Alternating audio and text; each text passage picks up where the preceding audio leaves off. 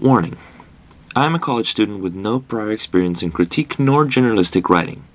The points I'm making in this video are my opinions, and I'm in no way saying they're correct or better than anyone else's.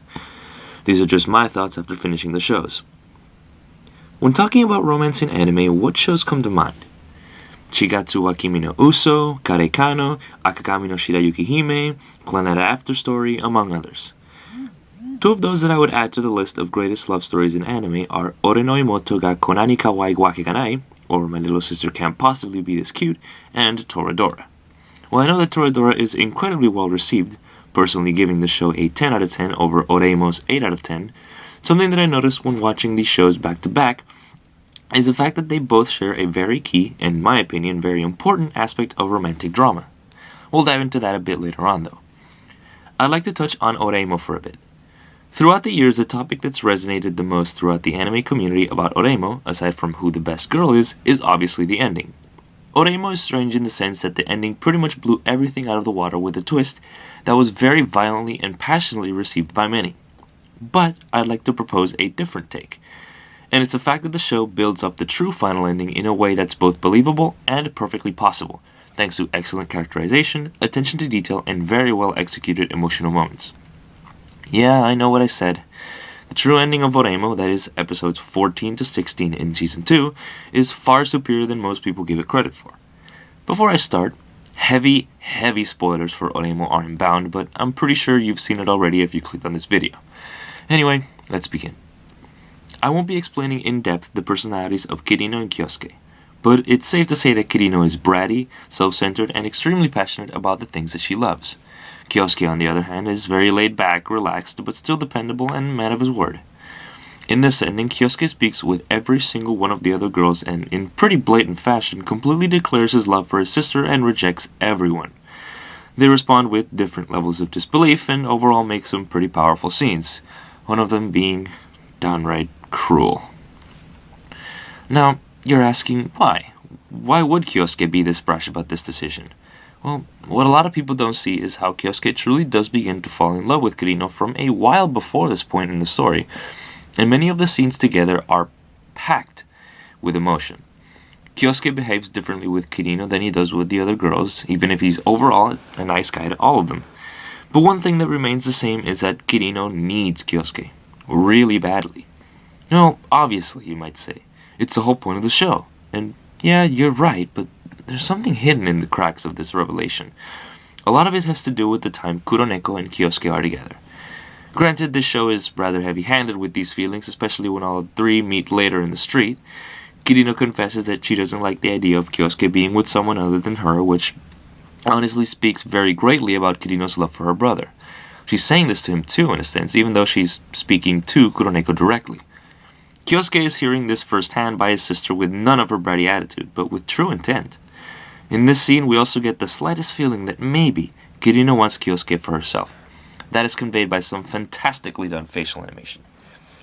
I have to quickly comment something about the show, and that's the fact that it's one of the best produced anime I've ever seen. A lot of its popularity comes from expertly paced scenes, pretty solid and constant comedy throughout the show, and some very interesting looking character designs and animation.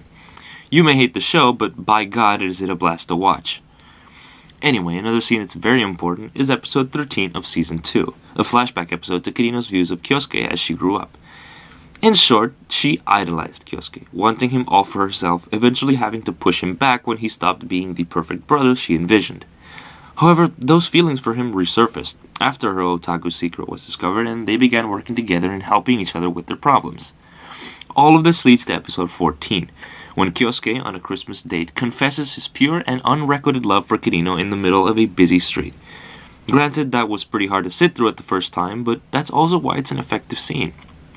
It shows how Kyosuke is completely broken, doesn't care anymore, and is simply following his deepest feelings. Pretty respectable if you ask me. Kirino originally rebukes him, but Kuroneko secretly recorded Kyosuke's true feelings when he told them to her in her earlier scene, blasting them from speakers. In this moment, Kirino knows Kyosuke is absolutely 100% serious. By showing Kirino what he told Kuroneko, a girl he also loved greatly and was in a relationship with, Kirino realizes that the brother she'd idolized, the one who seemed gone, is standing right there in front of her. Her conflicted feelings finally get straightened, and she can safely return her affection and appreciation for Kyosuke. They both realize that they're essential to each other, more so than anyone else. I'd be safe to say that as early as when Kyosuke discovered Kirino's eroge habits, a small bit of hope lights up inside her. As little as it may be, that her true Kyosuke, the one she loves and admires, is still there, hidden beneath her good-for-nothing brother. They, of course, accept each other's love in the end, kiss passionately, plan their marriage, and live happily ever after. Oh, wait. They're actually just staying together until school starts. Wow.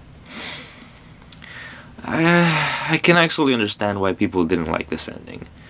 All this build-up 30 episodes later, and it ends with a strange series of events, everyone else's heart getting destroyed, and Kirino and Kyosuke not actually a couple. This is pretty infuriating, I have to say, but when I watched the show, I didn't feel that way. As insane as it sounds, this ending makes perfect sense if you look at the writing and production of the show. As much as the studio wanted to hide it, this is a sibling romance story. Kirino and Kyosuke, at least in the way that I saw it, were absolutely destined to be together. We got some distractions along the way, mainly that incredibly heartwarming relationship arc with Kuroneko and Kyosuke. But it was all a means to prove Kyosuke's true feelings about Kirino. They're comfortable with one another, heavily so from the very beginning. Kirino might act brazen and soon with Kyosuke, but it's all a facade. She's really hoping her brother will still be with her to the end. Now back to the ending, since we're getting a little bit off track. Writer Tsukasa Fushimi has said before that he completely wants Kirino and Kyosuke to be together, but that the publisher of the story, Dengeki Bunko, was not on board with a full-on brother-sister relationship. The taboo of incest is still very strong within Japanese culture, one that would make OreImo potentially suffer controversy if it ended this way. However, in Fushimi's own words, the story ends with the two siblings sharing a secret, the same way their first life advice talk began. Now, what does this mean? To me, it's that while to the outside world they will remain as just siblings, they're still completely together. That now, instead of life counseling, their little secret is their relationship. While this is still very much a cop-out from a full-on ending like much of the community wanted, it nonetheless gave us an answer to how Kyosuke and Kirino would live the rest of their lives. Hell, that kiss in the very last scene of the show pretty much cements it. After the end of the relationship, Kyosuke goes in and kisses Kirino on the cheek, signifying that, yeah, they're completely still a thing, even though they have to hide it from the world, at least for now. This show also has fantastic writing, showing some of the most realistic emotions and reactions to situations that I've ever seen in fiction. How Kyosuke debates with himself whether or not to text Kuroneko as he agonizes over what to say after they're together is frankly frighteningly familiar to me. How in that same arc, Kuroneko breaks down when she gets home after successfully forming a relationship with Kyosuke, and oh my god, it's perfect and adorable. How Kyosuke gets very obviously jealous and protective over Kirino when Koki gets shown around makes perfect sense too.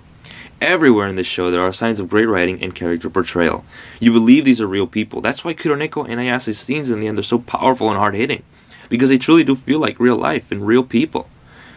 Now, you must remember another little show that I mentioned at the very beginning, Toradora. And yeah, warning, spoilers ahead, so go watch the show. Well, talk about powerful. The themes and styles of the show immediately hit me as I watched it. Toradora is way more dramatic than OreImo, as the latter is a comedy, while this is pure melodrama. Anyway, these two can be compared as their overall theme is actually pretty much the same.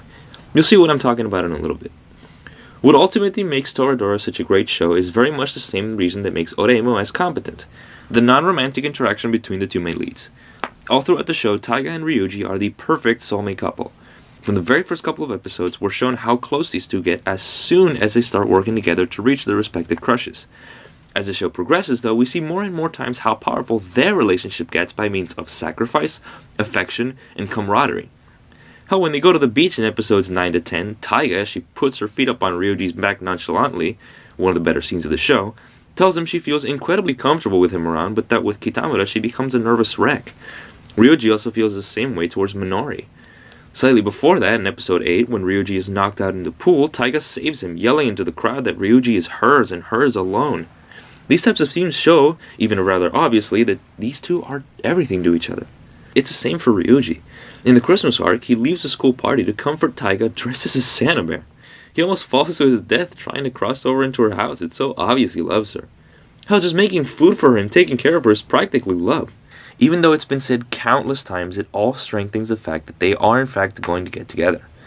So why are Toradora and OreImo so powerful and effective? Simple. They show that affection, trust, sacrifice, and compromise are the true feelings of love, regardless of who you feel them with. That love comes from sharing time, experiences, both positive and negative, and emotions is how couples are really formed. That looks and appearances are important too, but what is truly important is what's inside of us. And that's what counts. And of course, it all pays out in the end as Taiga and Ryuji can't hold it in anymore and proudly declare their love for one another in, what is my opinion, quite possibly one of the best kissing scenes in anime. They stand alone in an empty room, the moonlight softly lighting the scene. Despite Taiga's height, Ryuji crouches slightly and they kiss. Taiga saying again, again, again as they both ramp up their speed and intensity with each subsequent kiss. The positions of the characters in the scene, the whole history that they have together, that they've built up, the experience that they have, and their rush to love one another is all apparent in this scene. The movements of both of them feel like a slow dance, pouring with passion. Taiga's childish nature comes out even more, almost begging Ryuji to keep kissing her. Taiga knows now what she wants from Ryuji, and she says it over and over again. It's frankly magical. I hope now that at least you see romance in anime in a slightly different light, and maybe even romance in real life. If you have that person whom you're very close with, share a lot with, and feel comfortable with, tell them that. They love you too. Hell, you might even form a perfect couple. Thanks for watching.